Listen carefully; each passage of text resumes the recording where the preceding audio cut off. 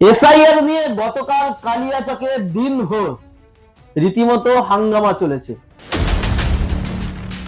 আন্দোলন চলেছে, মুভমেন্ট চলেছে। বিশেষ করে কালিয়াচক বিডিও অফিসে 7 জন বিচার বিভাগীয় আধিকারিকদেরকে ঘিরে প্রায় 8 ঘন্টা ধরে বিক্ষোভ চলে।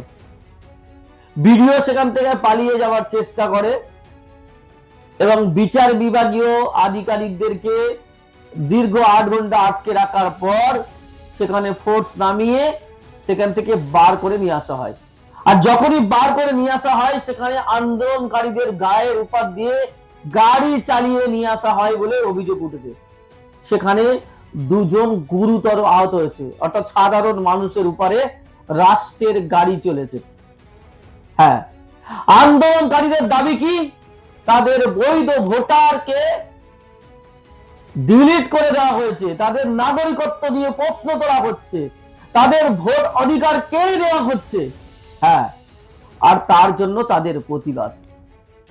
কি একটা ব্যবস্থাপনা তৈরি করা হয়েছে এসআইআর এর নামে হয়রানি, যে ব্যবস্থাপনায় বলা হচ্ছে যে আমি আপনার বিচার করব কিন্তু আপনি থাকবেন না, আমার বিচার হবে কিন্তু আমার বিচারটা কি হচ্ছে আমি জানতে পারবো না। আমাকে ভোটার তালিকা থেকে ডিলিট করে দেওয়া হয়েছে কিন্তু আমাকে কেন ডিলিট করে দেওয়া হয়েছে তার কারণ আমাকে বলা হলো না। বলা হচ্ছে তুমি ভোটার নয়, এবার তুমি ভোটার প্রমাণ দাও। আমি এতদিন ধরে ভোট দিয়ে এলাম, এতদিন ধরে এ রাজ্যে দেশে বসবাস করলাম, এ রাজ্যে আমার জন্ম, এ দেশে আমার জন্ম, এখন বলা হচ্ছে যে তুমি ভোটার নও, তুমি ভোটার প্রমাণ দাও। আমি যদি ভোটার না হই রাষ্ট্র আমাকে ভোটার কার্ড কেন দিল? আমি যদি ভোটার না হই রাষ্ট্র আমার আধার কার্ড কেন দিল? আমি যদি ভোটার না হয় রাষ্ট্র আমাকে প্যান কার্ড কেন দিল? রাষ্ট্র সব দিল, দেওয়ার পরে আবার নতুন করে নাটক শুরু করেছে যে তুমি ভোটার নাও, তুমি ভোটার প্রমাণ করো। আমি ভোটার কি করে প্রমাণ করব? আপনিই তো আমাকে ভোটার কার্ড দিলেন, আপনিই তো আমাকে আধার কার্ড দিলেন, আপনিই তো আমাকে রেশন কার্ড দিলেন, বলছে এসব কিছু চলবে না। পাসপোর্ট, আরে ভাই আমি কোনোদিন বিদেশে যাইনি আর বিদেশে যাওয়ার প্রয়োজন পড়েনি, আমি পাসপোর্ট কোথায় পাবো? আর পাসপোর্ট তৈরি করতে গেলে এই ডকুমেন্টস গুলোই তো লাগে। বলছে জন্ম সার্টিফিকেট দাও। আরে ভাই 1992 সালের আগে তো জন্ম সার্টিফিকেটের অস্তিত্বই ছিল না, জন্ম সার্টিফিকেট কোথায় পাবো? আমার নিজের মায়ের এসআইআর তালিকা থেকে এসআইআর এর তালিকায় নাম নেই, এখন ডিলিট করে দেওয়া হয়েছে। আমার মায়ের কাছে বলা হচ্ছে জন্ম সার্টিফিকেট দাও। আমার মায়ের জন্ম তো 1979 সালে, জন্ম সার্টিফিকেট তখন প্রচলন হয়নি, সে কিভাবে জন্ম সার্টিফিকেট দেবে? মানে একেবারে গোটা রাষ্ট্র ব্যবস্থা জনগণকে রাস্তায় নামিয়েছে, গোটা রাষ্ট্র ব্যবস্থা জনগণকে প্রশ্নের সম্মুখে দাঁড় করিয়েছে। এতদিন ধরে জনগণকে বঞ্চিত করা হয়েছে, তাদের সরকারি পাওনাগুলো দেওয়া হয়নি, তাদেরকে বঞ্চিত করা হয়েছে বিভিন্ন ভাবে, তাদের সংরক্ষণ দেওয়া হয়নি, তাদেরকে সরকারি চাকরি দেওয়া হয়নি, তাদেরকে প্রয়োজনীয় জিনিস যা সরকারি সুযোগ সুবিধা দেওয়ার কথা সেগুলো দেয়নি, স্বাস্থ্য পরিষেবা উন্নত করেনি। সেই সব নিয়ে তাও জনগণ মেনে নিয়েছিল, যা যা আছে তাই কোন রকমে বেঁচে দেয়। এখন বলছে তুমি ভারতের নাগরিক না, তুমি ভোটারই না। আমার অস্তিত্বকেই অস্বীকার করছে রাষ্ট্র। আর টার্গেট করা হচ্ছে কাদের? মুসলিমদের। মুসলিমদের টার্গেট করা হচ্ছে। আমাদেরকে বলা হচ্ছে রোহিঙ্গা মুসলিম। আমার ভোটার তালিকায় নাম আছে, আমার ভাইয়ের নাম আছে, আমার বোনের নাম আছে, খুব আশ্চর্যজনক ভাবে আমার মায়ের নামটা নেই, মায়ের নাম ডিলিট করে দেওয়া হয়েছে। আমার মা নাকি ভারতীয় ভোটারই না, এখানকার ভোটারই না, অথচ 2002 সালে মায়ের নাম আছে ভোটার লিস্টে। আমার মা ভোট দিয়ে এসছে, কিন্তু আমার মাকে বলা হচ্ছে তুমি ভারতের এই ভোটারই না, তার নাম ডিলিট করে দেওয়া হচ্ছে। আমার মা যদি ভোটার না হয় আমি কি করে ভোটার হলাম? আমার ভাই কি করে ভোটার হলো? এই রাষ্ট্র ব্যবস্থার যে উলঙ্গপনা, এর বিরুদ্ধে কালিয়াচকের মানুষ যে লড়াইটা করেছে, তাদেরকে কুর্নিশ জানাতে হবে গোটা বাংলাকে, এবং কালিয়াচককে দেখে গোটা বাংলার শিক্ষা নেওয়া উচিত। এই যে 60 থেকে 64 লক্ষ মানুষ যাদের অনেকের নাম বাদ গেছে, যাদেরকে ডিলিট করে দেওয়া হয়েছে, আন্ডার অ্যাডজুডিকেশন করা হয়েছে, এদেরকে রাস্তায় নামতে হবে। আর এই যে রাজনৈতিক দলগুলি যেভাবে মানুষকে মিথ্যাচার করে ধোঁকা দিয়ে এখন ভোট লোটার জন্য চেষ্টা করছে, তৃণমূল এখন বলছে কালিয়াচকের যা ঘটনা ঘটেছে তার দায়ী নির্বাচন কমিশনের, অবশ্যই এতে অস্বীকার করার নেই, কিন্তু আমরা এটাকে সমর্থন করি না। কেন? কালিয়াচকের মানুষ কি আন্দোলন করেছে? কালিয়াচক কাকে মেরেছে, কাকে হামলা করেছে, কাকে আক্রমণ করেছে? তারা শান্তিপূর্ণ আন্দোলন করেছে দিনভর।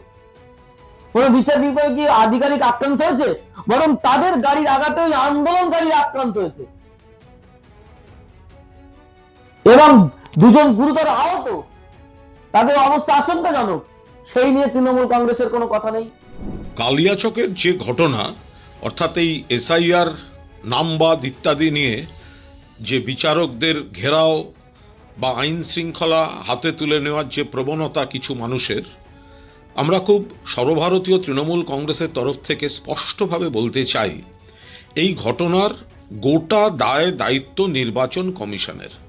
পাশাপাশি আমরা এটাও বলতে চাই যে তৃণমূল কংগ্রেস কিন্তু আইন হাতে তুলে নেওয়ার কোনো চেষ্টাকে সমর্থন করে না। আমরা আইনের মধ্যে থেকে কোনো রকম বিশৃঙ্খলা না করে সর্বশক্তিতে প্রতিবাদ জানাচ্ছি।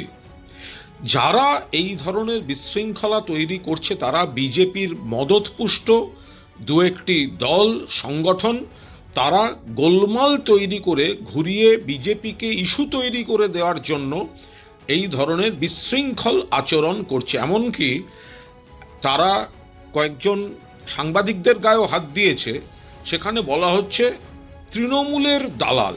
তো তার মানে নিশ্চয়ই তৃণমূল করছে না যেগুলো বিশৃঙ্খলা তৈরির কাজ। আমাদের বক্তব্য, যারা বলছেন এটা রাজ্যের এবার পুলিশ কি করছে, অমুক করছে, দয়া করে নির্বাচন কমিশনকে বলুন। সমস্ত পুলিশ তো রদবদল করে গোটাটা তো অলিখিত জরুরি অবস্থা জারি করে নির্বাচন কমিশন করছে এসব। তো নির্বাচন কমিশন নাম কে বাদ দিয়েছে? নির্বাচন কমিশন। প্ররোচনা কে দিয়েছে? নির্বাচন কমিশন। মানুষকে অনিশ্চয়তা কে ফেলেছে? নির্বাচন কমিশন। পুলিশ রদবদল কে করেছে? প্রশাসন রদবদল কে করেছে? নির্বাচন কমিশন। নির্বাচিত সরকার যে প্রশাসন চালাচ্ছিল সেটাকে হঠাৎ ভোটের মুখে রদবদল করে গোটাটা তো নির্বাচন কমিশন চালাচ্ছে। কংগ্রেসের কোনো কথা নেই, সিপিএম এর কোনো কথা নেই, আইএসএফ এর কোনো কথা নেই, জেওপি এর কোনো কথা নেই। আর বিজেপি বলছে বাবা আন্দোলন করছে, এই হয়ে যাচ্ছে, বাংলাদেশ হয়ে যাবে। এখন অত্যন্ত চিন্তাজনক ঘটনা, এবং যে এতক্ষণ ধরে ন্যাশনাল হাইওয়ে অবরুদ্ধ হয়ে আছে, 7 জন বিচারককে বা জুডিশিয়াল অফিসারকে তাদেরকে এইভাবে তাদেরকে অবরুদ্ধ করে রাখা হয়েছে, তাদেরকে আর আসতে দেওয়া হচ্ছে না। এই সমস্ত বিষয়টি প্রমাণ করছে যে লাগাতার তৃণমূল সুপ্রিমো মমতা বন্দ্যোপাধ্যায়ের তরফ থেকে যে উস্কানিমূলক কথাবার্তা বলা হয়েছে এসআইআর নিয়ে, এবং অন্যান্য তাকে দেখা দেখি স্বাভাবিকভাবে অন্যান্য যারা তৃণমূল কংগ্রেসের নেতৃত্ব আছে তারাও সেই ধরনের উস্কানিমূলক কথাবার্তা বলেছে।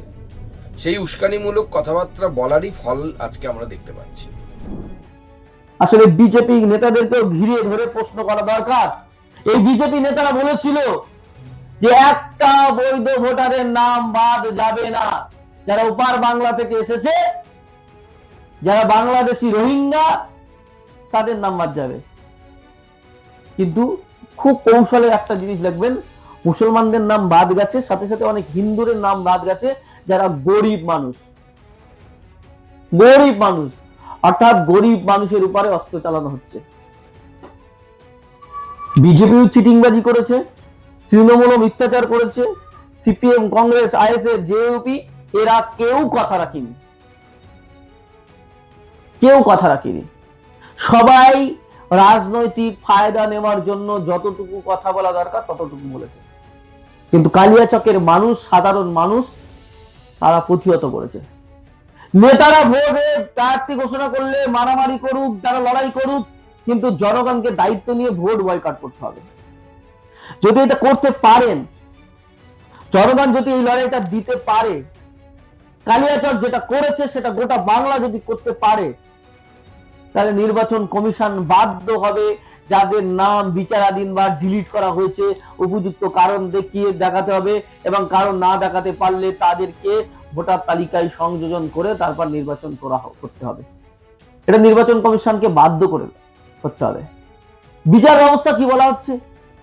বিচারপতিরা বলছেন কি যে এবার ভোট দিতে না পারলে তো তার মানে এই নয় যে সারা জীবন ভোট দিতে পারবে না। আমি এবারটা ভোট দিতে কেন পারবো না? ভোট যদি 15 দিন দেরিতে করা হয় তাহলে সমস্যাটা কি? নির্বাচন যদি 1 মাস দেরিতে হয় সমস্যাটা কোথায়? নাগরিক কেন তার অধিকার প্রয়োগ করতে পারবে না? আমরা কেন আমাদের নেতা আমরা নির্বাচন করতে পারবো না? আমাদেরকে ভাবতে হবে, আমাদেরকে প্রতি মুহূর্তে এই প্রশ্নগুলো তুলতে হবে। রাস্তায় একমাত্র পথ।